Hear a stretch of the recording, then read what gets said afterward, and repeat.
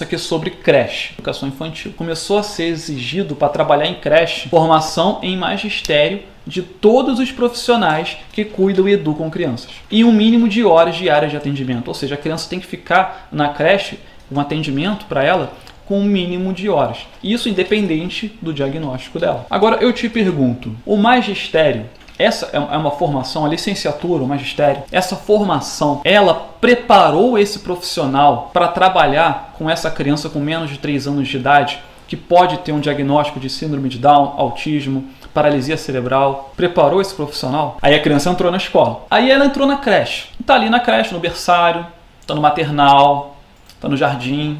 E ela talvez não esteja participando, não está aprendendo. Umas crianças levantam para sair brincar, sai brincando junto. Ela não foi brincar junto. Bem, a criança está pequena, está crescendo, enfim. Umas crianças já começaram a falar e ela não está falando ainda, mas é criança. Só que isso está acontecendo dentro da creche. E umas crianças levantam para correr e outra fica sentada, não quer correr. E algumas coisas começam a acontecer. Umas crianças começam a ter autonomia para ir no banheiro e outra não saiu das fraldas ainda. E aí, como as coisas dessas começam a acontecer dentro da creche, muitas das vezes o profissional que está ali, ele não está percebendo a realidade do que está acontecendo ali dentro da sala de aula dele.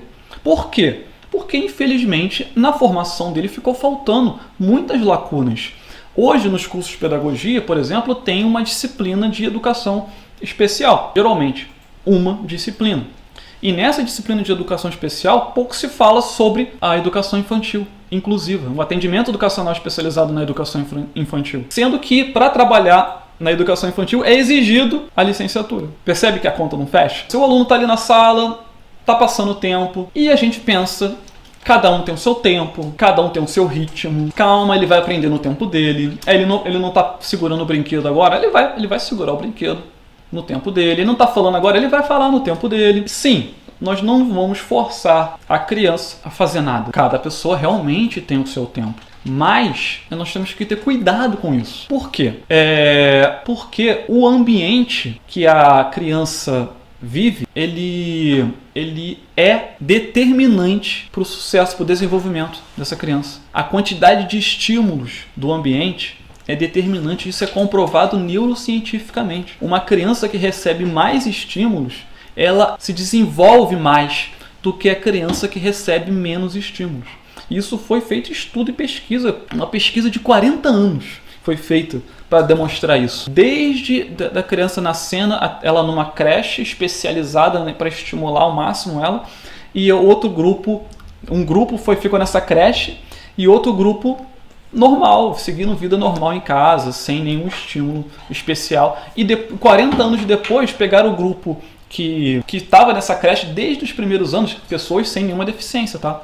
E perceberam que elas eram mais bem-sucedidas na vida, tinham salários melhores, empregos melhores, uma vida mais estabilizada. Enquanto o outro grupo, que não recebeu esses estímulos na primeira infância, estava na média ou abaixo da média da população. Porque a quantidade de estímulos que uma criança recebe nos primeiros anos da infância, na primeira infância, é determinante no desenvolvimento dela. Não quer dizer que depois que passou o tempo a gente vai desistir. Não, a gente acredita que todos podem aprender, não é? A gente veste essa camisa. Mas se você pode atuar estimulando essa criança, se você tem contato com essa criança de 3 anos, de 4, de 5, de 2, você pode intervir e mudar significativamente o futuro dessa criança com a quantidade de estímulos que você dá. Talvez na sua salinha tenham muitos alunos. Alguns não precisam de nenhum estímulo, eles já sobem na parede e sai correndo, abre a porta, e, enfim, vai embora, já consegue se virar. E tem outros que precisam de uma atenção especial.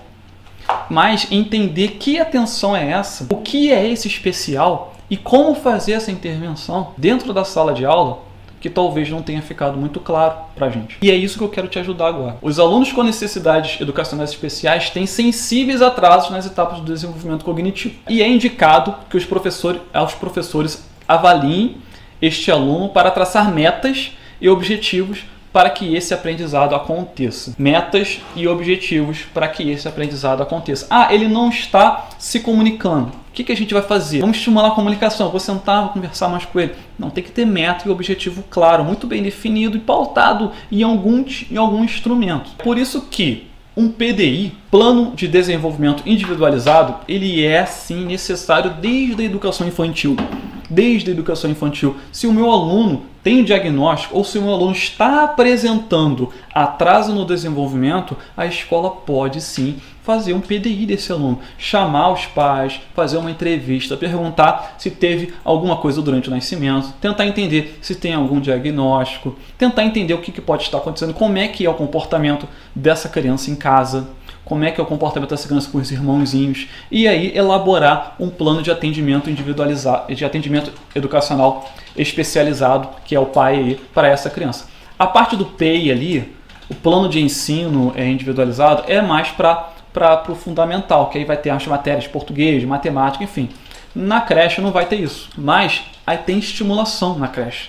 A creche tem estimulação do desenvolvimento motor, na creche tem estimulação da fala, da comunicação, da percepção, enfim, motricidade fina. Várias áreas do desenvolvimento são estimuladas na creche. E traçar um plano para a área de desenvolvimento dessa criança que ela tem mais necessidade é necessário para que ela receba os estímulos adequados, de acordo com a necessidade dela. E como é que a gente identifica esses objetivos? Muitos pesquisadores entendem o desenvolvimento global dividido em 5 áreas, tá? Desenvolvimento motor, da linguagem, socialização, o cognitivo, desenvolvimento cognitivo e o de autocuidados. O que é o desenvolvimento motor? É o nosso movimento, né? É levantar, andar, pegar, fazer gestos. Como é que isso funciona numa criança, num bebê? A parte da amamentação, a parte de pegar um objeto, enfim, engatinhar, né?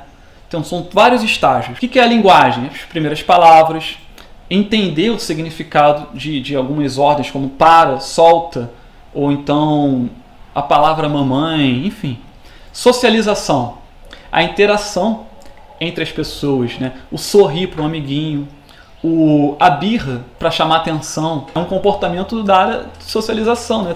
Eu quero chamar a atenção de outra pessoa, né? Por quê? Porque eu sei que a outra pessoa está ali, está me olhando e eu quero chamar a atenção da outra pessoa. Eu faço birra. Comportamento de crianças. Cognitivo, entender o conceito de atrás, na frente, embaixo, em cima, de um lado para o outro, enfim. Emparelhar objetos, montar uma torre de blocos, por exemplo, isso é estimulação do desenvolvimento cognitivo. O que é autocuidados? Usar o banheiro, escovar o dente, se alimentar. Tudo isso contribui para o desenvolvimento global da criança.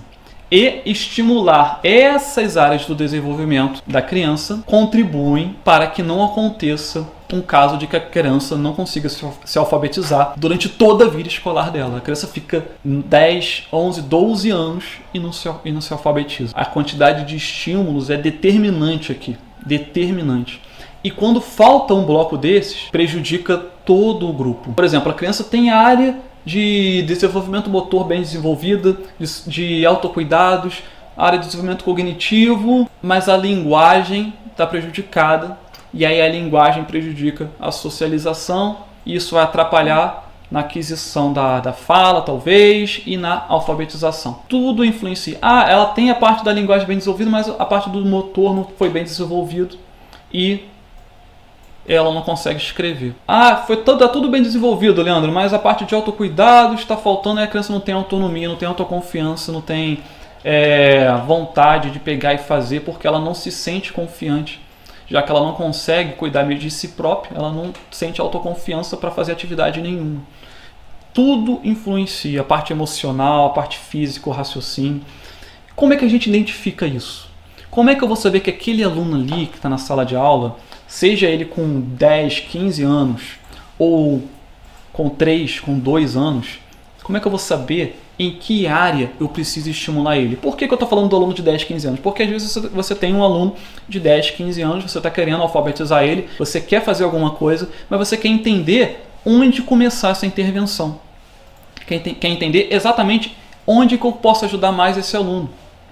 Porque se esse aluno tem um atraso na área de linguagem, eu não vou começar a ensinar ele a juntar as sílabas agora.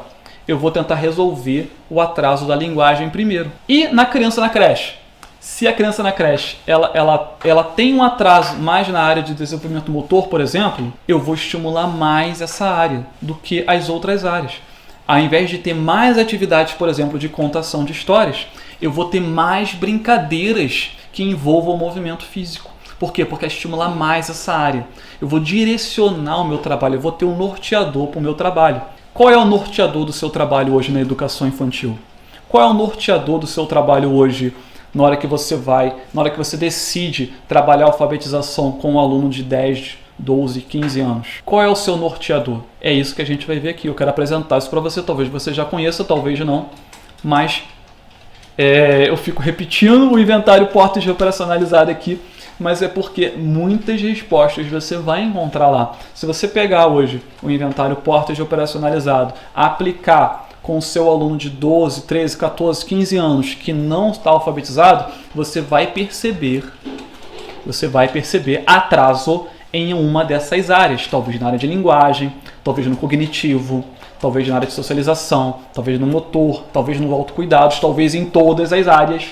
E aí isso vai ser o quê? Um norteador para que você tenha o objetivo de alcançar a alfabetização, mas para ele alcançar a alfabetização, ele precisa realizar um comportamento na área de autocuidados que não está realizando ainda, realizar um comportamento na área de desenvolvimento cognitivo que ele não realizou ainda quando ele tinha 4 anos, um comportamento na área de socialização que ele não realizou quando ele tinha 5 anos, um comportamento na área de linguagem que ele não realizou quando ele tinha 6 anos. E você ensinar ele a realizar esses comportamentos, você vai estar fazendo uma estimulação, ajudar ele a chegar no momento da alfabetização. E na creche? Na creche eu estou percebendo que o meu aluno não está se comportando igual as outras crianças. Eu faço uma avaliação dessa e percebo que ele tem um atraso no desenvolvimento motor. É o exemplo que a gente deu. Estimula mais o desenvolvimento motor com essa criança. Ao invés de fazer certo tipo de atividade, estimula um outro tipo de atividade. Ao invés de deixar a criança... ele está quietinho, deixa ele. Já viu isso? Chegou na escola, sentou, está quietinho, deixa ele, está quieto. Mexe com quem está quieto. Vai mexer com quem está quieto? Só que a criança está perdendo tempo ali. Você podia estar fazendo uma estimulação diferente. Se a criança apresenta um atraso na área de socialização, se ele ficou lá sentado, quieto, o período todo de aula, ele tem visivelmente um atraso na área de socialização.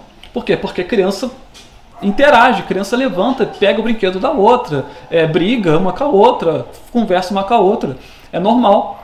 Se ele não está fazendo isso, é porque ele tem visivelmente um atraso na área de socialização. E como é que você mede isso? O inventário Portage operacionalizado mede, te ajuda a medir isso. Leandro, mas eu não sou da área de saúde. Olha só que interessante. Lembra das duas bolas, o globinho da saúde e da educação?